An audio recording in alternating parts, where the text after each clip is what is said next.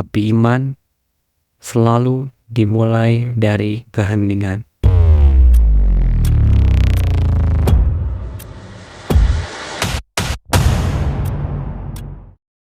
Kita hidup di era modern. Semua jawaban ada di ujung jari. Tapi justru ada satu pertanyaan yang makin sulit dijawab. Siapa yang menciptakan kita? Manusia bisa menciptakan robot, tapi manusia, siapa yang menciptakannya? Logika bisa mengurai ilmu, tapi iman selalu dimulai dari keheningan.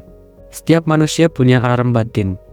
Seorang bayi menangis saat gelap, bukan karena takut, gelap, tapi karena butuh dilindungi. Seorang tua berdoa di ranjang sakit, bukan karena tahu pasti Tuhan itu ada, tapi karena ia merasa Tuhan selalu mendengar. Itulah fitrah, bukan hasil doktrin, tapi bawaan jiwa. Ibnu Taimiyah mengatakan, setiap jiwa membawa fitrah pengakuan akan Tuhan, meski belum mengenal namanya. Dan menariknya, bahkan orang yang mengaku tak percaya masih menyebut nama Tuhan saat bencana datang. Oke, kita lihat sejarah. Dari gua-gua di Afrika, kuil Mesir kuno, hingga puncak Himalaya, manusia selalu menyembah entah matahari, langit, patung, atau energi semesta. Tapi pesan intinya sama. Manusia merasa ada sesuatu di atas dirinya. Suku primitif pun membangun altar. Peradaban modern pun punya tempat ibadah. Kenapa? Karena menyembah bukan tradisi, tapi kebutuhan jiwa. Makin kita mengenal dunia, makin besar rasa ingin tahu kita pada penciptanya.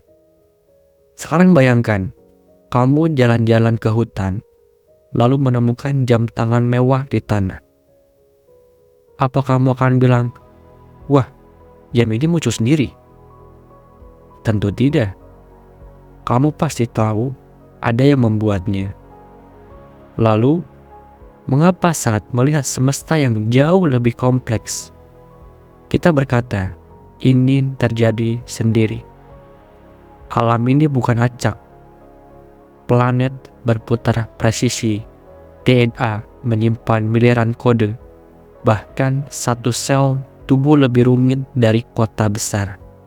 Ibnu Sina dan Al-Ghazali sepakat, sesuatu yang ada pasti ada penyebabnya. Dan penyebab awalnya tidak mungkin ciptaan. Ia harus kekal, cerdas, tidak tergantung, dan itulah Tuhan. Lalu bagaimana kita mengenal Tuhan lebih dalam? Jawabannya adalah wahyu. Tuhan tidak diam, ia berbicara.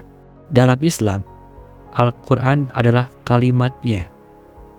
Ia memperkenalkan dirinya bukan sebagai dewa mitos, tapi sebagai Rabb semesta alam yang menciptakan, mengatur, dan mendengar semua doa-doa. Ayat-ayatnya bahkan menyentuh sains modern, tentang janin dalam rahim, tentang langit yang mengembang, tentang laut yang tak bercampur. Wahyu bukan sekedar kitab, tapi bukti bahwa Tuhan ada dan Dia peduli. Kalau Tuhan itu nyata, maka hidup ini bukan sekedar bekerja, cinta, lalu mati. Hidup jadi punya arah. Kita jadi tahu siapa diri kita dan kemana kita pulang. Beriman bukan ketika semua sudah terbukti, tapi ketika hati sadar kita bukan siapa-siapa tanpa Dia. Dan mungkin selama ini Tuhan bukan tak ada, tapi kita yang belum benar-benar mencari. Eksistensi Tuhan bukan ide, tapi kenyataan yang sudah lama menunggu untuk disadari.